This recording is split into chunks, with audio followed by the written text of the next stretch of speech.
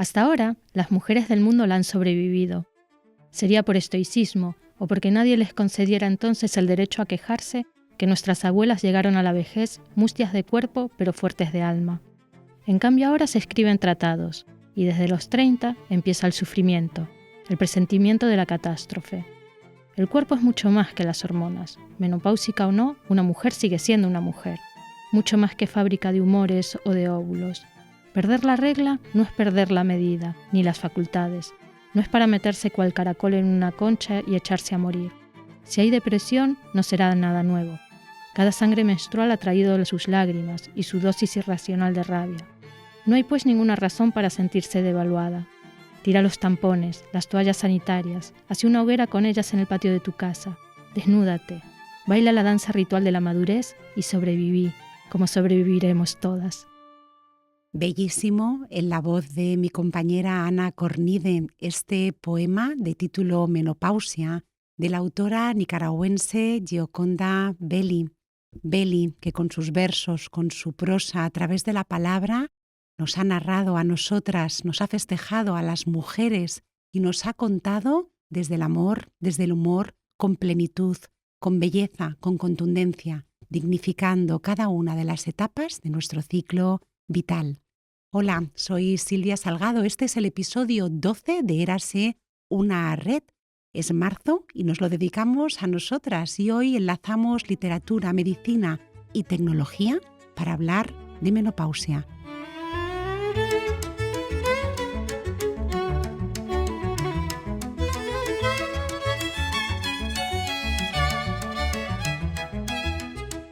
Ya sabes que este podcast se crea y se produce desde JAI Coruña, donde tratamos todos los temas desde una perspectiva humanista y científico-tecnológica, partiendo siempre de un texto literario. Durante demasiado tiempo, muchos años, siglos, la menopausia ha sido un tema muy silenciado, muy incómodo, altamente vergonzoso, un proceso fisiológico absolutamente natural que experimentamos la inmensa mayoría de las mujeres en torno a los 50 y pocos años. Ha sido un tabú hasta hace nada, hasta ayer. Un silencio tremendo, una cárcel para nosotras, pero más sobre todo para nuestras madres, para las madres de nuestras madres. Hoy en día parece que nuestra sociedad está despertando a la menopausia. ¿Ha desaparecido del todo el estigma? Tal vez, pero sigue habiendo enorme confusión y en torno a la menopausia aparece una increíble oportunidad de negocio. Para hablar de menopausia, hoy en Érase una red conversamos con la doctora Carol Estrate. Ella es médico especialista en ginecología y obstetricia y está al frente del proyecto Alumbra Mujer, además de ser una excelente divulgadora científico-sanitaria. También está conmigo Shaila Calvo. Ella es ingeniera en tecnología de las telecomunicaciones y responsable de salud digital del Centro Tecnológico Gradian, una empresa que ha sabido trasladar todo su conocimiento, todo su expertise de las áreas industriales y de telecomunicaciones al sector de la salud digital. También la literatura ha invisibilizado durante demasiado tiempo a lo largo de la historia la menopausia y cuando esta ha sido narrada se hace con un fuerte simbolismo en torno a la invisibilidad social, la pérdida, la soledad, la transformación o el renacimiento. No ha sido hasta hace relativamente también poco, en estas primeras décadas del siglo XXI, que autoras contemporáneas han decidido rescatar la menopausia como territorio narrativo para reflexionar de una manera íntima, política y corpórea en torno a ella. Publicada en el año 2024, escogimos esta novela de la escritora bonaerense Inés Garlán, de título Diario de una mudanza, que contiene una bella metáfora de tránsito en su título, esa etapa que dejamos atrás, esa etapa a la que vamos a acceder, una etapa desconocida, llena de preguntas, con muchísima incertidumbre, pero también con muchísimos desafíos y propuestas por delante. En un texto que tiene una prosa exquisita, que reflexiona, que investiga, que indaga en esos cambios físicos, emocionales y sociales que atraviesa la narradora en esta nueva etapa de la menopausia que afronta como un desafío. una novela en la que se abordan temas como la identidad femenina, la sexualidad, el deseo, la memoria e incluso cómo nos reconocemos cuando nuestro propio cuerpo cambia. Inés Garlán es una autora muy traducida, muy premiada, que escribe narrativa para adultos, pero también narrativa juvenil e infantil, y quisiera yo destacar además su importante labor como traductora, precisamente por el maravilloso trabajo que ha hecho traduciendo autoras que tanto admiramos aquí en Érase una red, como son Sharon Olds, Lori Moore o Lydia Davis. Y ahora sí, conversamos. Un volcán en erupción, empapada, los muslos, los brazos, el pecho, el cuello, la cara, el nacimiento del pelo, la nuca. Terminaba pateando las sábanas. Después aparecía el insomnio. Eso también era nuevo para mí, el insomnio, la catástrofe inminente en medio de la noche. Carol, doctora Carol Estrate, ¿qué le pasa a nuestro cuerpo? Vamos a empezar preguntando lo básico, ¿qué es la menopausia? Y también te voy a pedir que nos aclares un poquito esos términos que confundimos cuando a lo mejor estamos en perimenopausia y hablamos indistintamente de de menopausia, de climaterio. ¿Qué es la menopausia? La menopausia es el término médico que habla de esa última regla de una mujer que ocurre porque los ovarios se agotan, dejan de responder a esa señal que se envía desde el cerebro y entonces dejan de producir hormonas, entre ellas la más importante que son los estrógenos. Entonces, bueno, eso hace como consecuencia que la regla ya no venga más. Y cuando pasa un año entero es cuando se dice que la mujer está en menopausia. Porque antes estamos en perimenopausia. Claro, la perimenopausia es lo que hay alrededor de ese tiempo de menopausia y empieza años antes. Pueden ser 5, 3 o 7. Y luego incluye el año desde la última regla. Entonces, ¿y el concepto, Carol, el concepto climaterio? El climaterio engloba todo. Es esa etapa de transición en el cual la mujer va a dejar de tener ciclos menstruales. Bien. Shaila, escuchando todas esas descripciones tan físicas de esta etapa, ¿cómo puede la tecnología ayudarnos a entender mejor estos cambios hormonales? ¿Qué papel tienen los datos y la salud digital? Y me gustaría un poquito que me suavizaras ese término tan de moda que es la e-salud. Bueno, la tecnología al final, ¿no?, tanto en este sector como en todos, viene siendo una herramienta de apoyo, algo que pues estamos utilizando, ¿no?, para hacer las cosas más sencillas en general. En todo lo que es el cuidado, comprensión de la salud, digamos que todo este boom de el uso de los datos, la inteligencia artificial, está abriendo muchas nuevas puertas en ese sentido, ¿no?, en un apoyo a una mejor comprensión de qué significan esos datos, cómo se relacionan entre ellos y cómo eso se puede utilizar para sacar conclusiones. En cuanto a lo que Carol comentaba, ¿no?, toda esta parte del proceso pues, más biológico, al final el tener los datos digitalizados, eso es una parte del concepto de la salud, digamos, te permite al final tener un acceso más sencillo a esa información y con herramientas como la inteligencia artificial, ver patrones quizás que es complicado verlos, digamos, que a veces son invisibles al ojo humano, ¿no? Muchas veces hay datos o relaciones entre ellos que no se ven simplemente. Entonces, bueno, al final todo este nuevo boom tecnológico sirve como apoyo en ese sentido, a nivel quizás más investigación, y no solo investigación, también lo que es la atención diaria, como una herramienta que gestiona, facilita esa comprensión de tan cantidad de datos de salud que podemos tener. Mira, me gustaría preguntarte qué diferencia hay entre desarrollar tecnología para la salud y desarrollarla para otros ámbitos como pueden ser las telecomunicaciones o la industria. Son campos muy distintos realmente, ¿no? Nosotros lo vemos diariamente. Al final, bueno, yo trabajo en gran centro tecnológico, somos muchas personas trabajando en inteligencia artificial, distintas tecnologías, y cada uno en su sector, ¿no? Y en el que estamos, mi equipo y yo concretamente, es justo que es muy particular, digamos.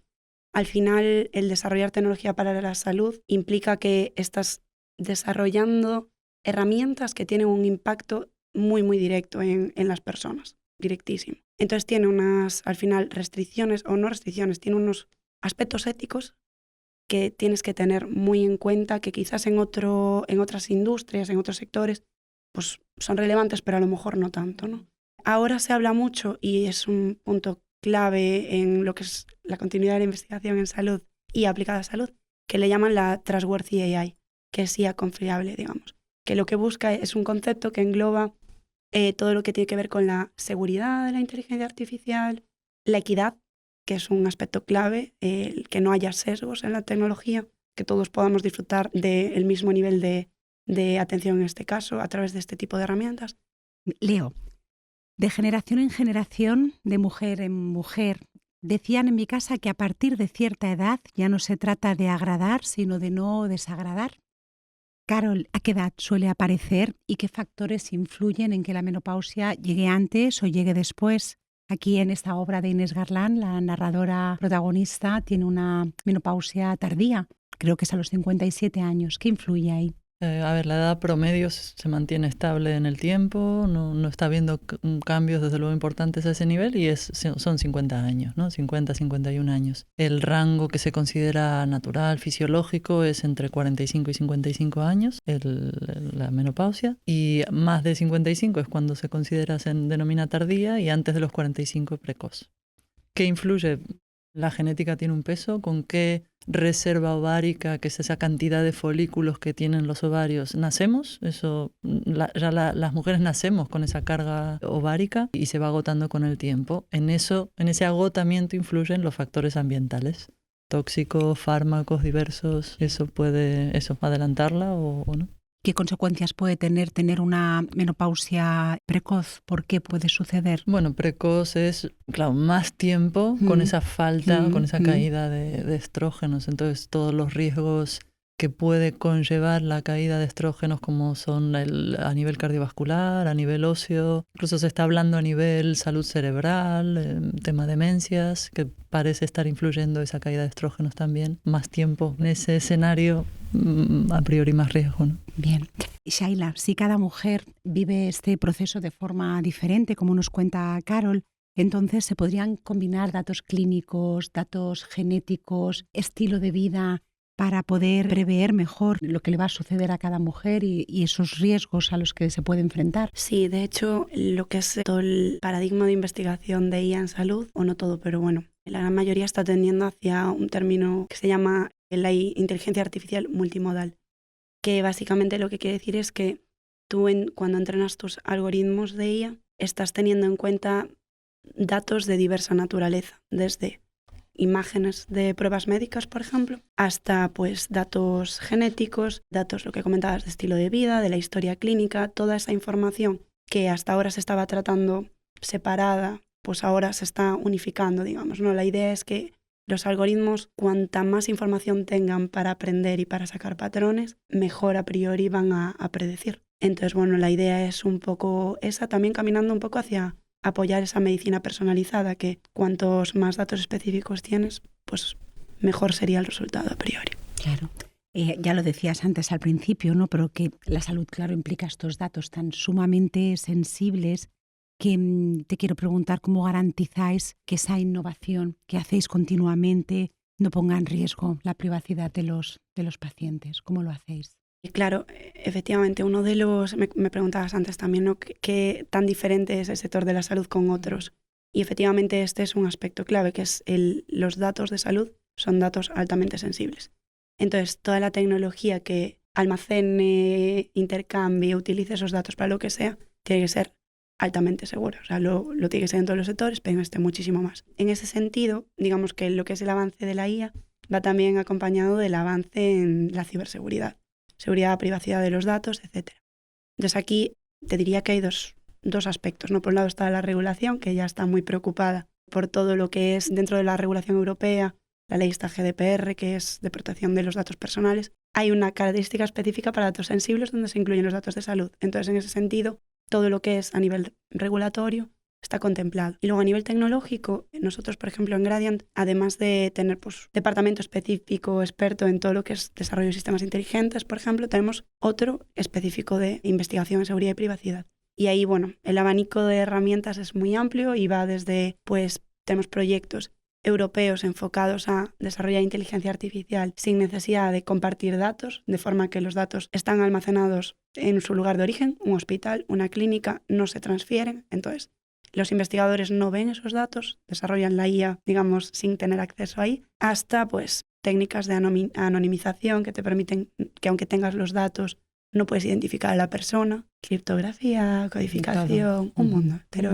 un mundo, me parece. Vamos a ir a hablar de la historia de la medicina. Leo aquí en Diario de una mudanza. Gardán y otros médicos más tarde en la historia llamaban a la menopausia el infierno de las mujeres, la vejez verde, la muerte del sexo, y decían que los padecimientos relacionados eran epilepsia, ninfomanía, gota, ataques de histeria, cáncer. Bueno, del equilibrio de humores en Hipócrates y Galenos, éramos brujas en la Edad Media, éramos histéricas en el siglo XIX y parece que el siglo XX, Carol, el siglo XXI, la menopausia empieza a reinterpretarse.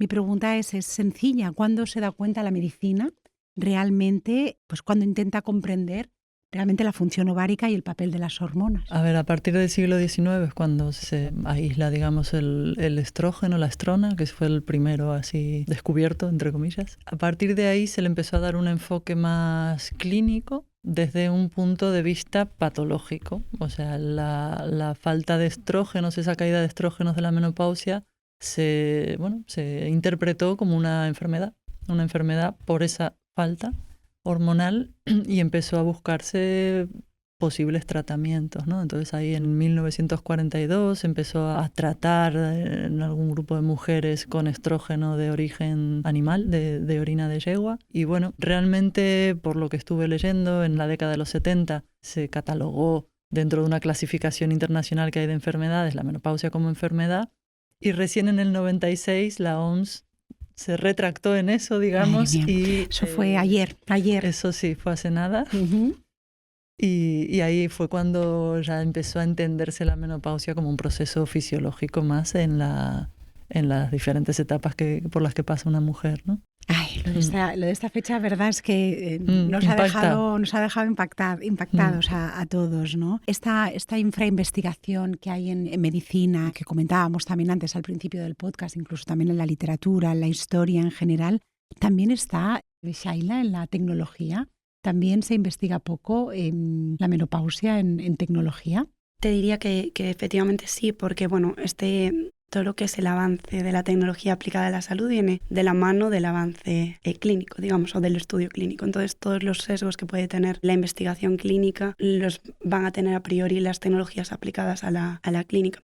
Aquí, algo que me parece también importante comentar es que hay un sesgo, claro, una falta de equidad quizás, o lo había, cada vez está cambiando más, pero luego, históricamente, en lo que es el papel de la mujer en general en la tecnología, digamos, ¿no? O sea, hablamos de menopausia, pero bueno, se puede hablar de la representación de la mujer en general, yendo desde lo que es los cinturones de los coches, que la colocación está pensada para un cuerpo masculino, hasta pues todo el tema de qué datos incluimos realmente en un algoritmo predictivo de inteligencia artificial. Si estamos pensando, diseñando un algoritmo teniendo en cuenta las características históricamente básicas, que son las del hombre, ese algoritmo no va a estar realmente preparado para entender la biología de una mujer y por lo tanto no va a funcionar igual de bien para una mujer que para un hombre. Si hablamos, por ejemplo, de predecir pues un potencial infarto, ¿no? Por ejemplo, hablábamos antes de la influencia de las hormonas ahí. Si no contemplas esas hormonas, por ejemplo, en la menopausia, ¿no? Digamos, esos cambios de las hormonas en la menopausia en un algoritmo, estás teniendo claramente un sesgo en su respuesta. Entonces, la respuesta es sí, o sea, se nota en la tecnología también. Sí que es verdad que, digamos que esta necesidad se está viendo y se está notando, y nosotros ahora que trabajamos mucho en proyectos europeos, ves un poco en qué línea va Europa y a dónde está destinando la financiación y la investigación, y te encuentras, que es muy curioso, con convocatorias de proyectos específicos para fomentar y para financiar la investigación de las diferencias entre mujeres y hombres en la salud. Y Europa, digamos que identificó esa problemática y está dedicando la investigación también un poquito hacia ahí. Es una buena noticia en ese sentido, pero claramente muestra un gap ahí.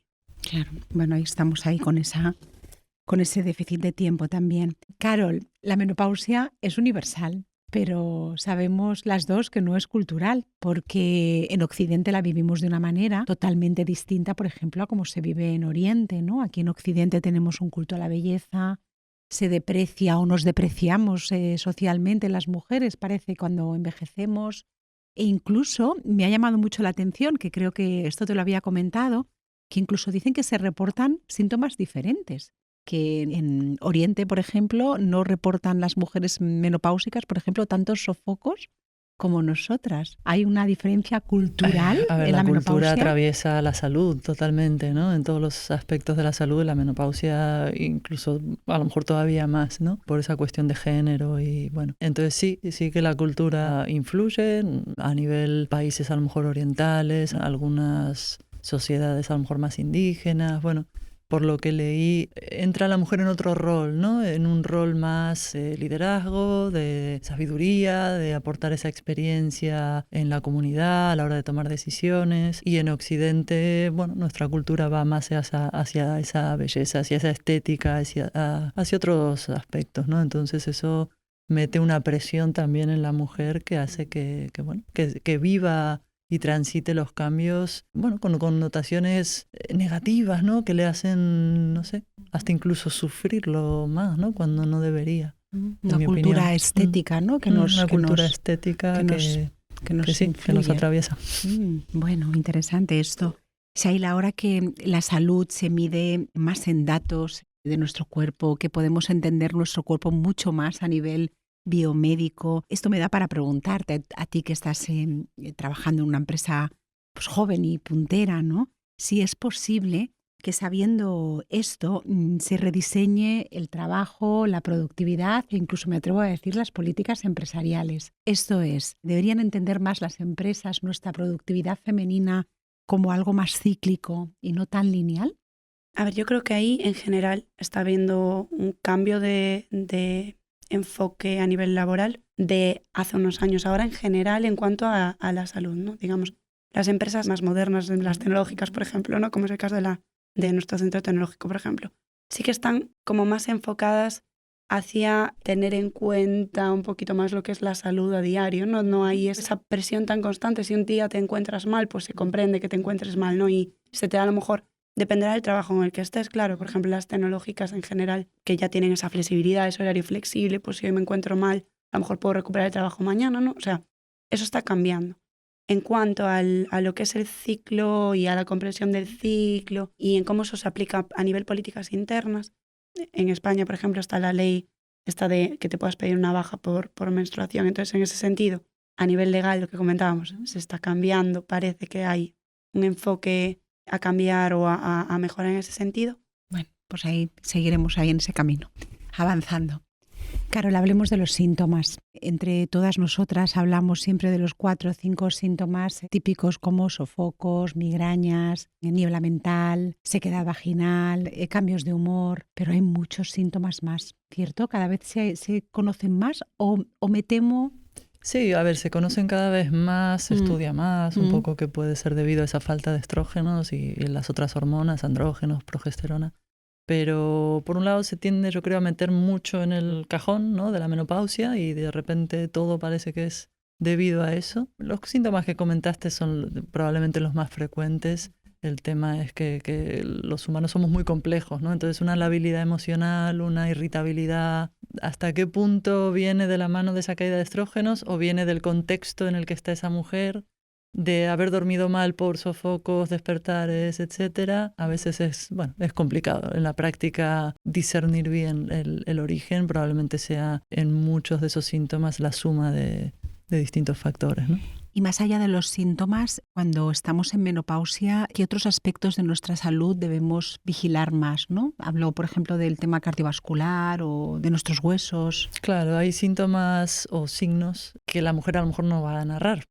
A lo mejor lo que más le llama la atención están siendo los sofocos y esos despertares o esa irritabilidad o la niebla mental, pero a lo mejor está teniendo un cambio también a nivel cardiovascular por ese aumento en algún tipo de colesterol, ¿no? En el perfil lipídico o a lo mejor a nivel óseo que no va a notar. Entonces son cuestiones que hay que tener muy en cuenta. Yo desde luego cuando hablo con las mujeres en consulta sí que hago hincapié en valorar ese riesgo cardiovascular, en el tema también, qué estilo de vida tiene de cara a prevenir, ¿no? La menopausia no es una patología, pero si no a lo mejor ponemos el ojo en alguna cosa, sí podría terminar habiendo alguna patología que venga en parte por este proceso, ¿no?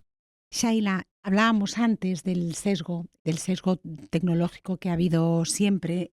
Y me pregunto cómo se puede solucionar ese sesgo de género en tecnología, ¿no? Porque, por ejemplo, sabemos que en algunos sistemas de predicción de infartos ni los factores hormonales ni el ciclo vital femenino se incluyen como variables, ¿no? Pese a que tienen una gran influencia, ¿no? Entonces, bueno, este debate del sesgo de género en tecnología se nos traslada también a la IA aplicada a la salud digital. ¿Cómo vais a solventar este problema? Bueno, yo creo que realmente esto parte de un proceso que va desde el inicio de la idea de la herramienta que queremos desarrollar, ¿no? Y ahora sí que es verdad que cada vez se le da más peso, y creo que debe ser así, en general en todo lo que es el desarrollo de tecnología para la salud, a lo que es la co-creación.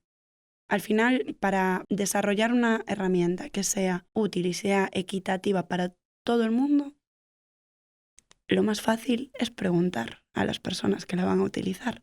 Entonces, realmente, anteriormente, históricamente, la tecnología la desarrollábamos tecnólogos, ¿no? Con lo que nosotros pensábamos que era útil. Eso está cambiando. Entonces, en ese sentido, creo que ese nuevo enfoque hacia la co-creación va a solventar muchos de estos problemas. El tener, sobre todo, equipos multidisciplinares, ya no solo que los tecnólogos seamos tecnólogos y tecnólogas, que al final puedes dar tu punto de vista como mujer, sino todo lo que es el proceso de vamos a diseñar esta aplicación, bueno, para apoyar, digamos, este problema de salud. Si en todo el proceso de co-creación incluyes, pues, pacientes, tanto mujeres como hombres, de distintos, digamos, situaciones sociales, incluyes, pues, ginecólogos y ginecólogas, incluyes todo el espectro lo más amplio posible, al final reduces el sesgo porque todo el mundo puede dar su voz, digamos. Entonces, yo creo que la clave está un poquito ahí. También, perdón, pienso que los profesionales que estén implicados en eso, ¿qué visión tienen? ¿No? Porque al final, en algo tan tecnológico, hay que meter la parte de la humanidad. Entonces, la visión que a lo mejor una ingeniera o... Totalmente. No es suficiente para poder ir de la mano, ¿no? Con esa parte más humanista que, a ver, siempre tiene que, en mi opinión, va a tener que estar el profesional o el médico ginecólogo o lo que sea en presencia, apoyándose en la tecnología, pero la tecnología también creo que tiene que estar desarrollada con esa visión. No sé cómo, ahora ahí no me meto. Sí. Pero no es solo la ginecóloga que aporte ahí desde la parte médica puramente, sino vamos a un modelo biologicista que es del que un poco venimos y el que hay que ampliar. Totalmente. No vamos a ir a un modelo, no sé, tecnócrata o como se use la palabra que se use, vamos. Claro, sí, yo por eso creo, y de hecho tenemos proyectos en los que ya lo estamos haciendo, que la clave de la co-creación es precisamente, pues a lo mejor, pues como estamos nosotros aquí, ¿no? Digamos, pues tener personas en una misma sesión de diseño, que esté todo el mundo debatiendo y esto, nosotros lo haríamos así, no, pero es que eso a nivel tecnológico sí, pero realmente a nivel clínico no tiene sentido, porque digamos que ese debate es lo que es fructífero después para desarrollar algo que realmente tenga un sentido. Y eso sí que se está cambiando y yo creo que es clave, ¿no? Lo que comentabas ahora de, pues a lo mejor tú como tecnólogo, tecnóloga, te falta ese punto social, humano. Humanista. Claro, porque nosotros no trabajamos con las personas directamente como lo hacéis vosotros. Entonces sí que todas las voces son importantes cuando quieres diseñar algo que es tan multidisciplinar. Al final antes hablábamos, ¿no? ¿Cómo mezclas salud y tecnología? Bueno, es que son dos mundos que ahora van de la mano, pero son muy separados y hablar el mismo idioma es complicado a veces. Entonces, bueno, ya sabéis que este es el auténtico sentido, el auténtico espíritu de Érase una red, lo que acabáis de hacer, ¿no? Unificar esa parte científica con la parte humanista, porque todo se explica mucho mejor si se bebe de esas dos fuentes y de esas dos culturas. Volvemos al libro. Bueno, antes hago una pregunta que se hace Inés Garland, que nos dice: ¿somos lindas? Somos lindas, ¿eh? Está claro que vivimos un tercio de nuestra vida en menopausia y en nuestros países, en los países industrializados, nos esperan al menos 30 o 40 años más de esperanza de vida, y es una etapa que muchas veces coincide con nuestro mejor momento en lo personal y en lo profesional. Pero leo esto: Dice así, el peor enemigo de las mujeres no es el tiempo, son los hombres y el deseo de ellos que no coincide con el de ellas cuando pasa el tiempo. Ay, señores, no saben ustedes cuánta delicia esconden los cuerpos otoñales, cuánta humedad, cuánto humus, cuánto fulgor de oro oculta el follaje del bosque, donde la tierra fértil se ha nutrido de tiempo. Carol, esto interesaba mucho en nuestra tertulia de fuera. Te pregunto, nuestra libido, ¿cómo es, cómo tiene que ser, cómo esperamos que sea la sexualidad en esta etapa de nuestras vidas? A ver, hay un cambio, en general diría, claro ahí, ¿no? La sexualidad creo que a nivel social está entendida de una manera que no es demasiado amplia, que está bastante reducida de nuevo a esa biología, a la parte, al sexo como tal, y no entendida como esa autopercepción, autoestima, cómo vivo yo la sexualidad conmigo misma primero, ¿no? Más allá de lo que luego comparta con otra persona. Entonces creo que a nivel social eso tiene que ir un poco ampliándose y creciendo. También creo que al margen de eso hay que entender que en la menopausia hay digamos que lo que decías, que estamos a lo mejor en el mejor momento, no lo sé, puede ser. Desde luego estamos en un momento en general en que nuestra energía está habitualmente muy focalizada a muchos aspectos. Y claro, ¿cuánto queda para esa parte más sexual entendida ahora sí como relaciones sexuales o el sexo ya compartido, ¿no? Entonces, bueno, la caída de hormonas claramente influye y suele haber una caída en el deseo sexual, pero ese contexto hay que tenerlo muy en cuenta. Si mi energía está dirigida a otros puntos, menos, bueno, no somos ilimitadas, menos voy a tener para este aspecto, ¿no? Entonces, ¿es un problema en sí mismo? Depende, vuelvo al depende de cómo lo viva la mujer. Hay mujeres para las que no supone ningún problema y bien, y otras que sí, o bien por sí mismas, o bien por su relación, cómo afecta la relación con la pareja. Entonces, bueno, hay que prestarle desde luego más interés y más atención, ¿no? Entre las personas que asistían a la tertulia anterior que hemos tenido, nos preguntaban que para cuándo una Viagra femenina. Yo pregunto, ¿es la solución realmente? ¿O es medicalizar nuevamente otro proceso de la mujer? Creo que en Estados Unidos está comercializada la testosterona, hay suplementos que pueden ayudar, no sé tanto si a nivel físico como a nivel placebo, que el efecto placebo también está descrito y puede funcionar, pero bueno, yo creo que no va la solución por ahí. O sea, es mi opinión, ¿eh? Creo que la solución va a ir por el cambio a lo mejor de mentalidad, de visión, a nivel social y que eso al final tiene un impacto a nivel individual, ¿no? Leo, un tratamiento hormonal para ser la que era. Yo no quiero ser la que era, ni siquiera quiero ser. Me gustaría más aprender a estar. Carol, no vamos a ser las que éramos, vamos a aprender a estar con quienes somos ahora. Y voy a hacerte todas estas preguntas de golpe porque sé que es un tema de muchísimo interés y es un punto crucial en este episodio. La terapia hormonal. ¿Qué es? Explícanos qué es, por qué genera tanta controversia, para quién está indicada, para quién no está indicada. Creo que ahí lo que leíste, creo que es la clave realmente, que antes no lo comenté. Es realmente, ahora explico qué es, ¿no? Pero el tema es ¿para qué? ¿Para qué se está ofreciendo el tratamiento hormonal? ¿Para volver a ser la que era? Buscando esa eterna juventud o, bueno, en ese aspecto estético también que hablamos antes, o para a lo mejor mejorar la calidad de vida de la mujer porque tiene unos síntomas intensos que realmente les dificultan mucho el día a día.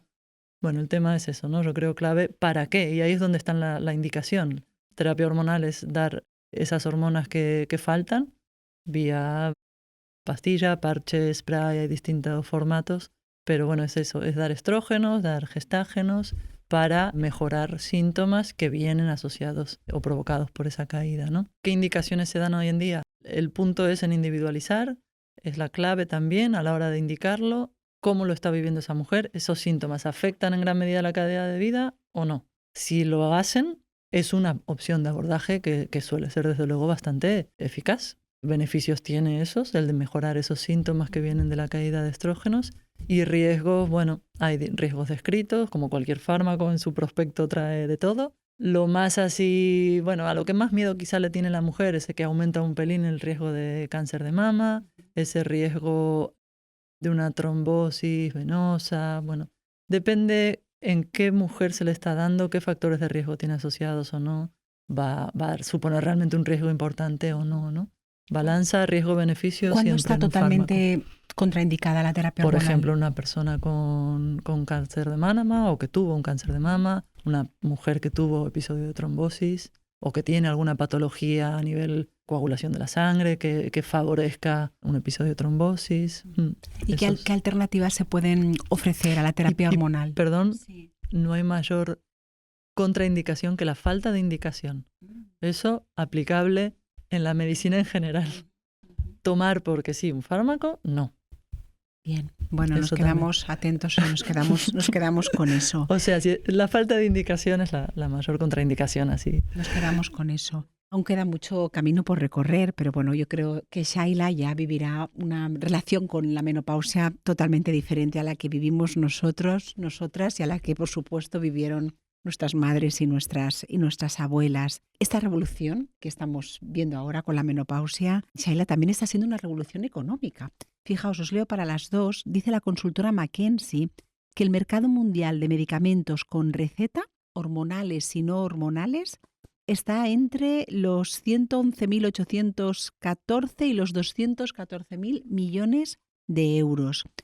Shaila, hay una repentina avalancha primero de startups y de apps, de aplicaciones. ¿Es esto un nicho de mercado potente? ¿Esto es un negocio? ¿Esto en qué momento estamos? ¿Y hacia dónde vamos? Y luego te preguntaré a ti, Carol, por esa avalancha de suplementos y productos que están en el mercado. Se puede ver, comentaba también Carol, desde dos perspectivas. Es una oportunidad muy buena porque al final está clara la necesidad y dar solución a esa necesidad pues es una oportunidad de la que todos nos podemos aprovechar para bien, ¿no? Digamos. Y esa oportunidad al final abre un nicho de mercado claro para las empresas que aprovechen esa oportunidad para hacerse su hueco. En ese sentido, yo diría que sí, es una oportunidad de negocio clara, pero bueno, vista hacia pues un negocio que quizás nos busque hacernos la vida mejor. Digamos que sí, está esa doble validez. Uh-huh. Me comentabas antes que haciendo un poco de investigación no habías encontrado muchas aplicaciones para la mujer menopáusica. No, efectivamente.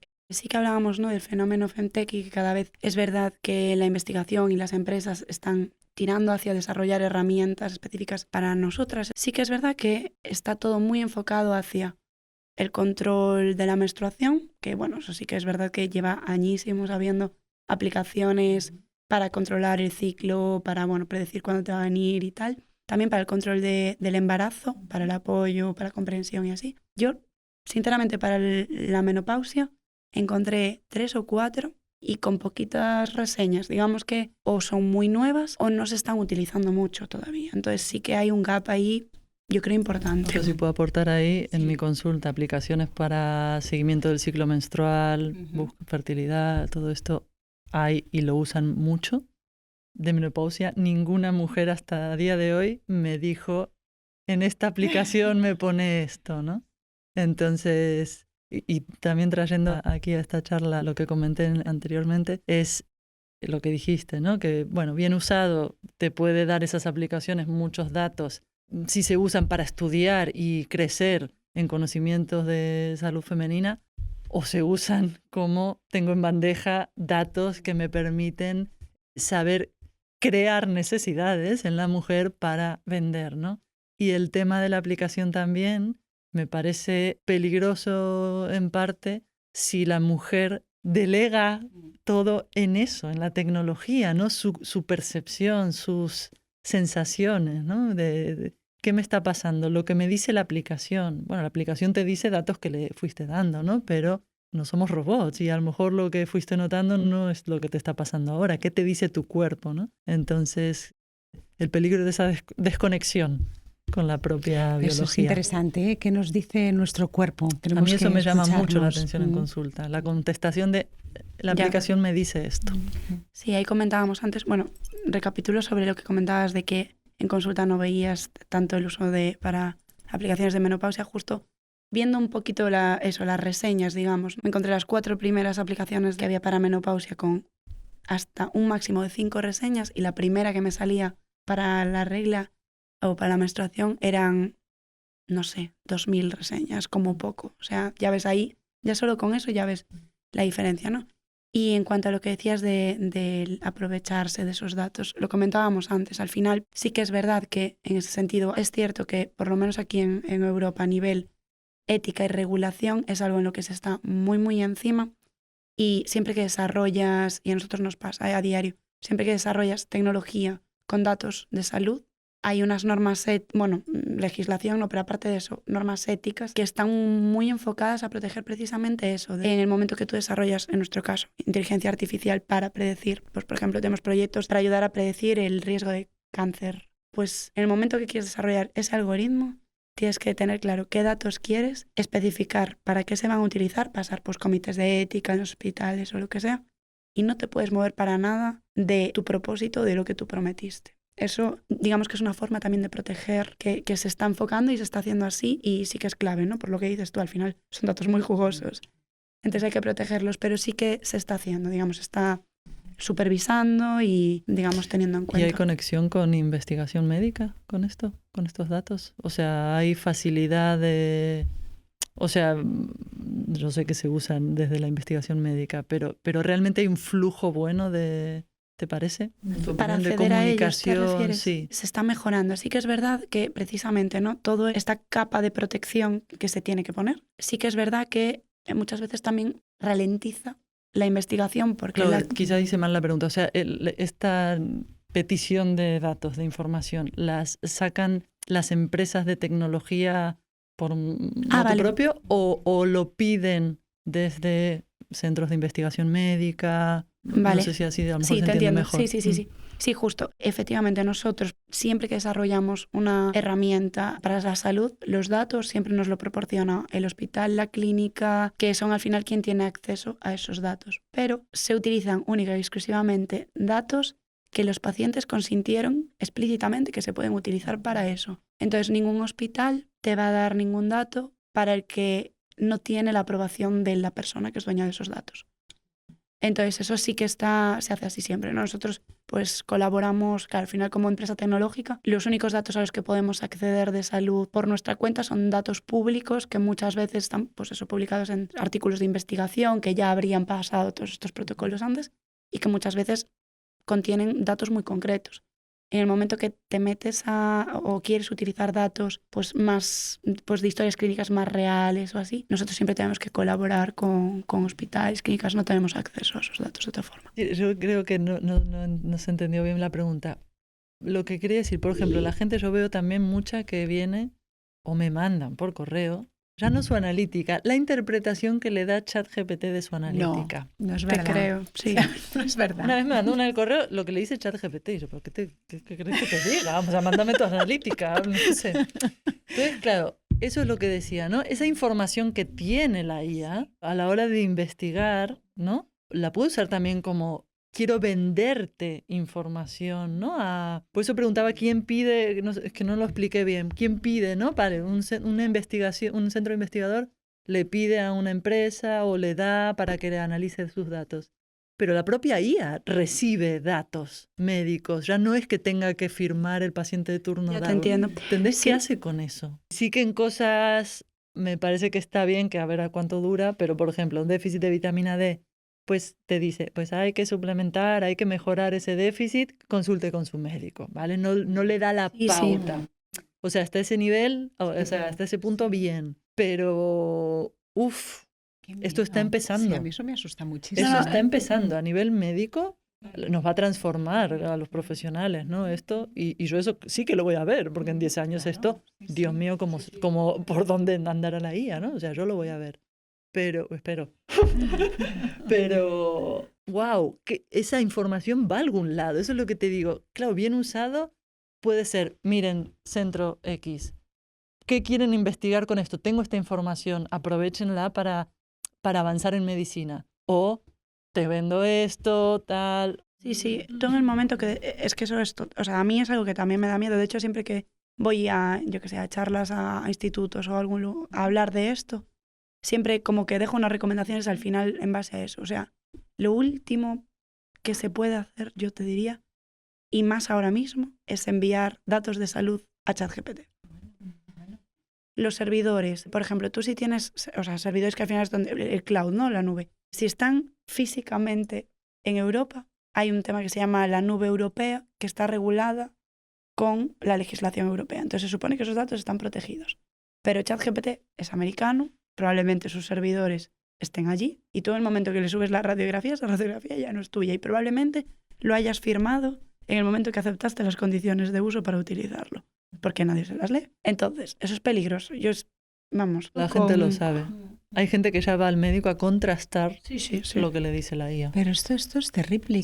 Bueno, antes era Dr. Google, ¿no? Sí, es pues verdad, ahora es verdad. Es peor. Bueno, es verdad, peor. Sí.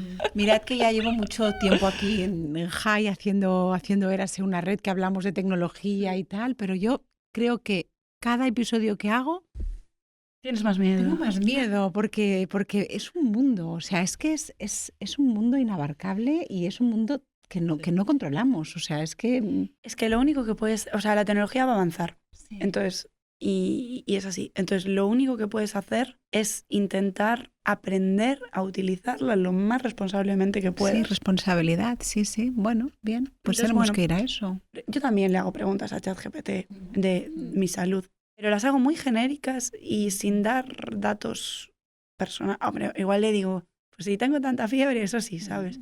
Pero en el momento que le das muchísima información, es lo que estábamos hablando, que os decía antes, del tema de la anonimización de los datos. Hay un tema que se hace siempre, que es tú tienes información de las personas, ¿no? En el momento que utilizas esa información con tecnología, hay dos técnicas que se llaman anonimización y pseudoanonimización. La pseudoanonimización, que es la habitual, es quitar información, ¿no? Entonces le quito el nombre de la persona, pero tengo los datos. Le quito a lo mejor pues otras variables. Y tú dices, bueno, pues ya está, si no tengo el nombre y no tengo el DNI, no tengo el número de teléfono y tengo otro correo electrónico distinto, ya no sé quién es esta persona. Claro, pero tú antes dijiste pues la edad que tenías y que tienes una clínica de gine y tal, y que estás aquí hoy a esta hora. Y entonces con toda esa información voy y tengo un cartel que publica que tú estabas aquí. Entonces sé que eres tú.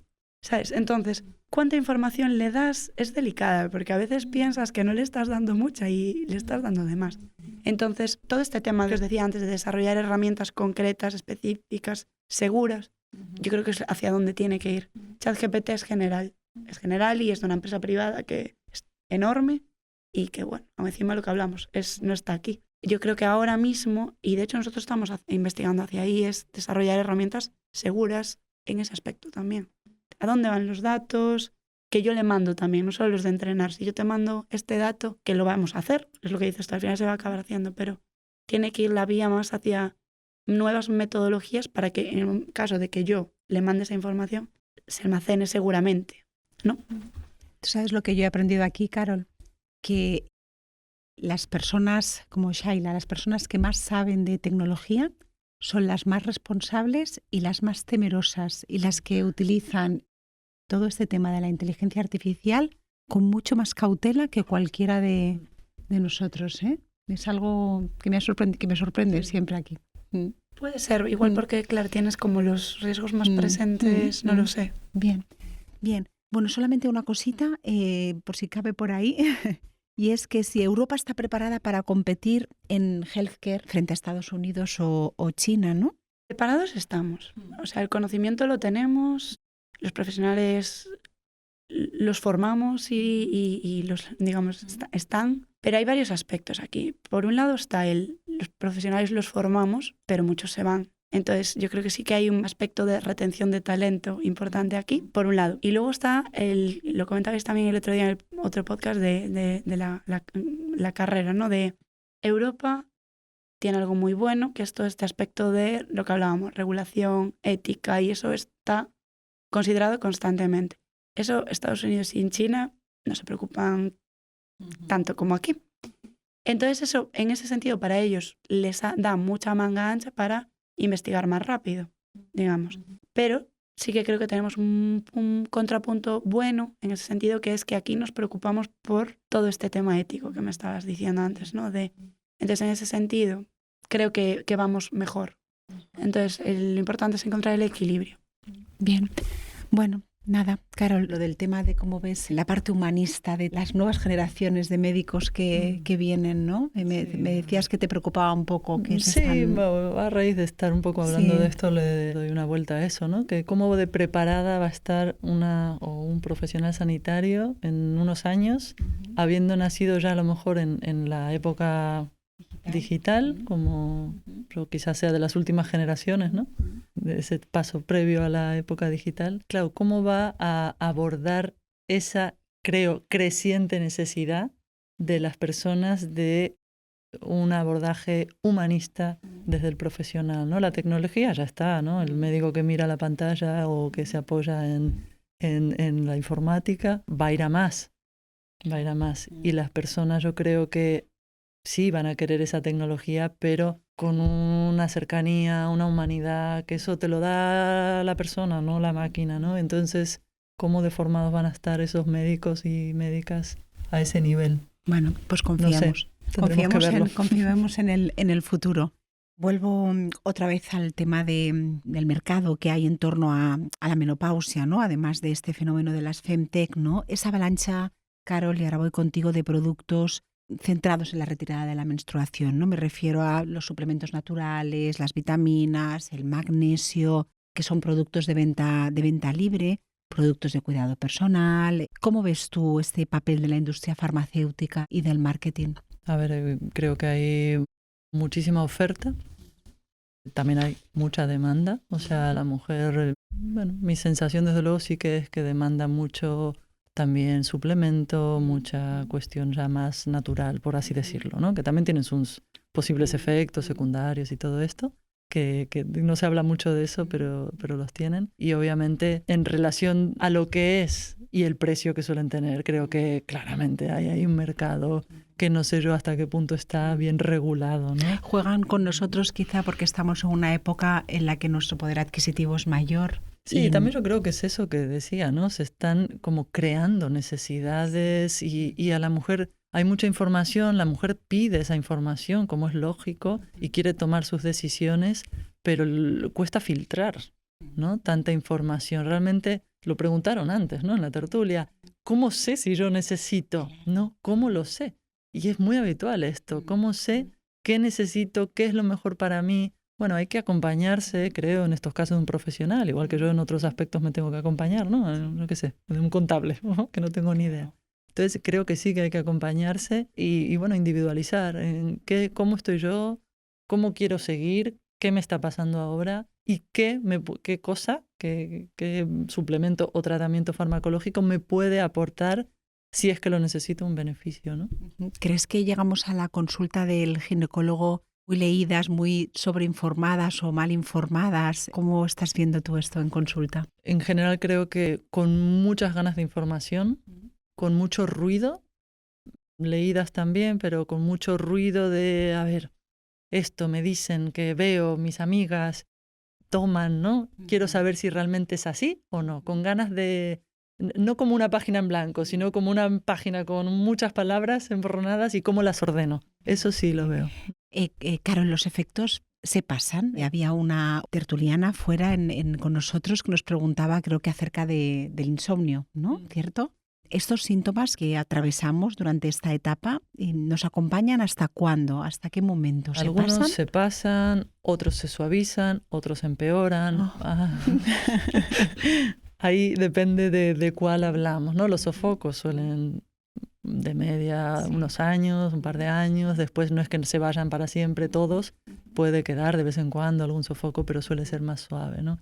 Digamos que el cuerpo termina encontrando un equilibrio dentro de esta nueva situación hormonal y metabólica también, que también cambia, ¿no? Y otros, bueno, con el tiempo pueden ir progresivamente, por un lado por la edad, que no es solo caída de estrógenos, es, bueno, un estrés oxidativo, o sea, hay muchas cosas que vienen con la edad, ¿no? El tema es cuáles Y me ha llamado la atención que te preocupa a ti personalmente como especialista el tema del insomnio, ¿no? Que te frustra un poco, ¿no? Estás sí, porque investigando ahí. hay muchas mujeres, muchísimas, que tienen cambios en el sueño. Y claro, eso es muy frustrante porque encadena, es un poco efecto dominó, duermo mal, estoy más cansada durante el día, más irritable, tolero peor el estrés, me dan más sofocos, es esa retroalimentación, ¿no?, que se da. Entonces, bueno, me frustra un poco porque las herramientas, no sé, son las que son, es complejo, creo que se medicaliza en exceso, es mi opinión, que cuando hay que dar fármaco, bienvenido, porque hay que dormir, eso está claro, obvio, sí. que hay que dormir. Pero a ver si hay nuevas vías ahí a nivel investigación, porque creo que... Se sigue investigando, sí, entiendo. creo que es importante. Bueno, vamos a ir un poco cerrando y os voy a hacer algunas preguntas así un poquito más para cerrar. Shaila, la tecnología puede ayudarnos, por supuesto, a mejorar hábitos, pero existe un riesgo de hipervigilancia de nuestro cuerpo. ¿Y dónde están los límites éticos reales de la IA en torno a la salud, ¿no? Sí, esto lo comentábamos antes, ¿no? Creo que hay una hipervigilancia, digamos, en general, cada vez más, sobre todo en las generaciones más jóvenes, me da la sensación, comparado, pues a veces hablando, ¿no?, con mi familia, ¿no?, que sí que notamos, aunque ahora, pues a lo mejor, lo que comentaba Carol, queremos saber cada vez más, y yo lo noto en mi entorno, lo noto en mí misma, que leo un poco y digo, y esto quiero saber más, ¿no? Y sí que estás todo el rato como más pendiente. Y creo que eso va muy apoyado también de, efectivamente, la tecnología, ¿no? Lo que comentábamos también de todo este tema basado en datos, la tecnología de los datos, etcétera. Realmente la tecnología nos abrió una puerta muy buena ya hace muchos años, que es el acceso a la información en general, pero una de las preocupaciones o riesgos de esto, que se habló y se sigue hablando, es la sobreinformación. Ya con Internet empezó eso y ahora pues los agentes, digamos, conversacionales, ChatGPT, etcétera, pues lo facilitan todavía más el acceder a información continuamente porque es mucho más fácil preguntar. Entonces, creo que sí que fomentan la sobrevigilancia en ese sentido, ¿no? De, pues ahora me duele aquí, pues voy a ver. Antes a lo mejor decías, bueno, ya me pasará, no. Y en cuanto a los riesgos éticos o los aspectos éticos de la inteligencia artificial, destacaría dos principalmente. Uno es precisamente la seguridad, vista desde dos puntos. Por un lado está todo el tema que ya comentamos, ¿no?, de la seguridad de los datos y así. Y por otro lado está la seguridad de la implicación que el uso de esa tecnología al final tiene sobre nosotros. Si yo utilizo una herramienta para hacer una pregunta sin yo tener conocimiento clínico y me fío completamente de esa respuesta y la aplico, pues a lo mejor pregunto, ¿puedo tomarme esta pastilla para esto? El cómo tú utilizas esa información sobre ti puede tener un impacto.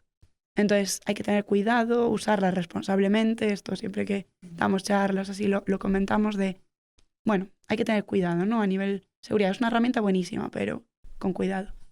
Y luego está todo el aspecto de la equidad, que comentabas tú también, la equidad en el acceso.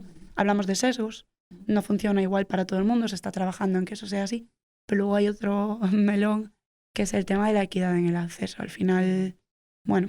Sí, está ahí lo que comentábamos, ¿no?, entre la sobredependencia tecnológica y la falta de igualdad en el acceso, ¿no? Shaila, ¿tú qué has aprendido trabajando con tecnología en el ámbito de la salud? ¿Qué aprendí? Aprendí que hay muchas cosas que no sé. Sí, realmente, ¿no? Porque estábamos comentando antes, ¿no?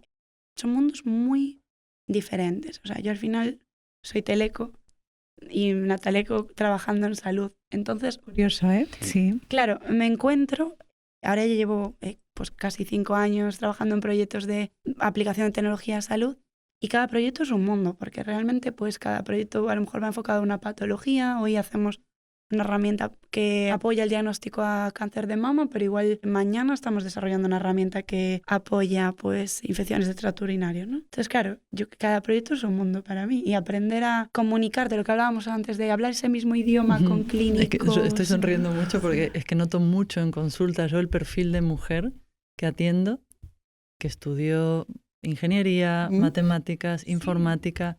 Sí, en general cuesta entender conceptos de biología. Claro, vienen de una ciencia exacta, de ciencias exactas, a algo que no es exacto.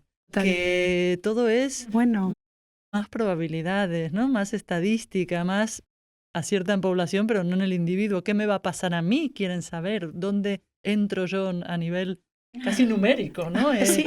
Muy racional, claro. Somos más Y me doy cuadriculadas, cuenta, ¿no? sí, bueno, es otra forma Sí. de ver las cosas, ¿no? Y biología hay que verla como lo que es, ¿no? Y yo lo noto cuando explico cosas. Sí.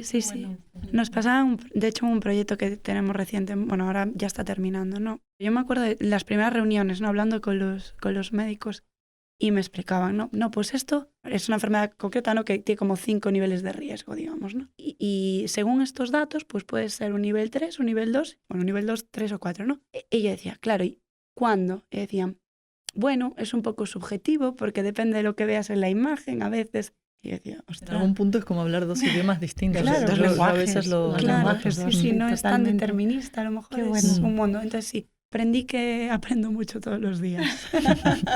Qué bueno. Carol, ¿qué relato debemos construir hoy por hoy sobre la menopausia después de tantos silencios, mitos y exceso de medicalización? ¿Cómo puedes narrarnos o qué Yo debemos creo que la pensar? mujer que llega a menopausia tiene que intentar verlo como una oportunidad que le está dando el cuerpo, o sea, que el cuerpo le está mandando mensajes, cada una después los tiene que interpretar, ¿no? Teniendo en cuenta su historia de vida, de dónde viene, quién es.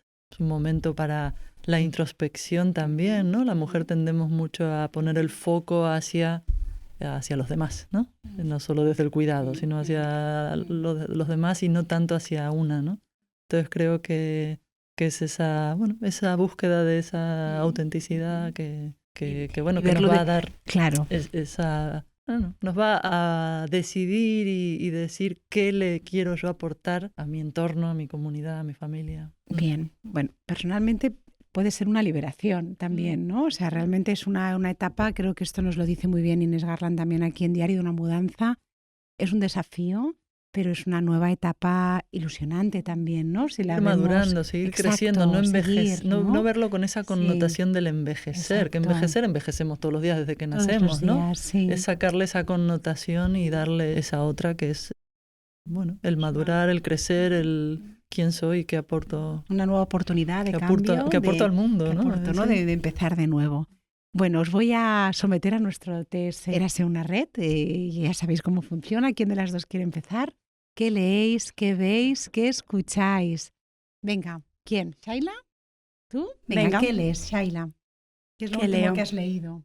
Bueno, yo leo sobre todo novela, thriller.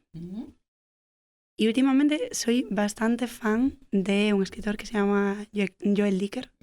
Sí, ¿Lo conocéis? Sí. Empecé leyéndome un libro que se llama Un animal salvaje, que me enganchó muchísimo, nunca había leído nada de él. Y bueno, desde ahí pues empecé, ¿no? Me leí ya 3 o 4 y siempre se lo recomiendo. A mí me lo recomendó una compañera del instituto que le gustaba mucho y de hecho estaba haciendo su tesis doctoral sobre él, creo recordar. Su tesis o la del máster, no recuerdo bien.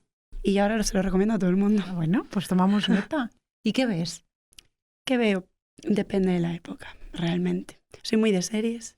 ¿Qué estás viendo? ¿Alguna en concreto ahora que nos recomiendes? Pues mira, ahora mismo justo estoy viendo, y además me encanta porque creo que está alineada, me estoy viendo Mujeres Desesperadas. Mujeres Desesperadas, pero esta es muy nueva, antigua. No, Mujeres Desesperadas, que sale Eva Longoria. Ah, sí, es antigua. Bueno, claro, sí, buenísima. No me la había visto en su momento y, claro, era pequeña realmente porque es del 2000 y poco. Sí. Y es divertidísima. Me está encantando. Es divertidísima. ¿Tú la conoces, Carol? Sí, pero no la vi, no. O sea, muy recomendable. A mí me encanta porque además es como que para ser de aquella época toca temas ya. Sí, toca temas como este también puede. Sí, fenomenal. ¿Y qué escuchas? ¿Qué escucho? Pues escucho un poco de todo también, o sea, soy como, ¿no? Pero principalmente, y es algo que sí que me acompañó, digamos, más pop rock español, soy muy fan de Leiva, de Pereza en general. Muy bien. Y diría que es lo que más a lo mejor me define. Qué bien, Shaila. Pues nos tomamos nota y nos quedamos con eso. Carol, ¿qué lees? Mi mesita de luz hay un montón de libros. Generalmente leo 2 o 3 libros a la vez de distintas cosas, novela, ensayo. Y a ver, de lo último que leí fue Los Ingratos, de Pedro Simón. Tengo ahí El celo de Sabina Urraca por leer. Y bueno, a nivel ensayo, la verdad es que últimamente leí menos ensayo. Pero bueno, con eso estoy. ¿Qué ves? Que veo poco, la verdad. Veo alguna película fin de semana. Entre semana no suelo ver la tele, ni series, ni nada. Veo a veces película en familia con mis hijos. ¿La última que has visto con tus hijos? La última que vi. A ver, ¿qué vi yo? ¿Sí? Sin mis hijos. En el cine. Sí. Vi Los Domingos y Hamnet. Ay, ¿qué tal? Bien, bien, muy interesante para debatir. Y después tema series, sí que busqué una, de hecho pagué una plataforma en concreto para verla, que es la de Pubertad. No menopausia, pubertad en este caso, porque aborda tema de educación sexual con hijos, hijas, así, preadolescentes, adolescentes. Que sí, me pareció muy interesante. También como hablo yo mucho a nivel de educación sexual, quería ya por tema profesional verla por tema y profesional. aparte por hijos que tengo de esas, llegando a esas edades. ¿Y qué escuchas? ¿Qué escucho? Pues escucho a mis hijos. Que a veces digo silencio, por favor, un poquito. Entonces, momentos así como podía tener con 20 y pico de ponerme música de fondo no tengo tanto, porque ya encima piden su música, entonces tenemos que ahí turnarnos. Pero bueno, a mí así tema música me gusta también muchos estilos. Me gusta música cantautor, ahora a lo mejor quizá más de acá de España, Valeria Castro, me parece que está muy bien. Y después música de mi época ya, o de mi época o anterior, el tema... Tampoco es Dylan, todo esto. Maravilloso, tampoco bueno, es tan de mi mayor, época me refiero Rem, claro, qué bueno, U2, sí. todos estos, ¿no? Qué bueno, qué bueno. Bueno, pues ha sido un placer teneros a las dos. Espero que lo hayáis pasado muy bien. Yo he disfrutado mucho de estar con vosotras y de escucharos. Y creo que, bueno, que es un tema que lo decíamos, ¿no? Hemos despertado a la menopausia, pero aún tenemos un camino largo por recorrer. Lo que sí que es cierto es que creo que lo vamos a hacer ya pues abiertamente y dando pasos firmes, ¿no? Hacia adelante, pues sin ese estigma, ¿no? Que siempre nos ha acompañado. Muchísimas gracias por escucharnos. Vamos a dejar pues en las notas del pie del podcast estas recomendaciones que nos han hecho Shaila y Carol. Y bueno, les voy a dejar escuchando a nuestro compañero Víctor Barús, que ha querido homenajearnos con el poema de Ida Vitale de título Fortuna. Lo escuchan y el próximo día ya les invito, tenemos un capítulo, una sesión especialísima, estamos en abril, en el mes del libro. Nos vemos el 16 de abril, jueves 16 de abril, en tertulia presencial con la escritora Imma Pellegrín, que viene con su libro Fosca, un thriller rural de lenguaje exquisito que recuerda a Delibes o al más contemporáneo Jesús Carrasco. No os lo perdáis porque hablaremos de literatura, por supuesto, de tecnología y de la mujer en el rural. Por años, disfrutar del error de su enmienda, haber podido hablar, caminar libre, no existir mutilada, no entrar o sí en iglesias, leer, oír la música querida, ser en la noche un ser como en el día, no ser casada en un negocio, medida en cabras, sufrir gobierno de parientes o legal lapidación, no desfilar ya nunca y no admitir palabras que pongan en la sangre limaduras de hierro, descubrir por ti misma otro ser no previsto, en el puente de la mirada, ser humano y mujer, ni más ni menos.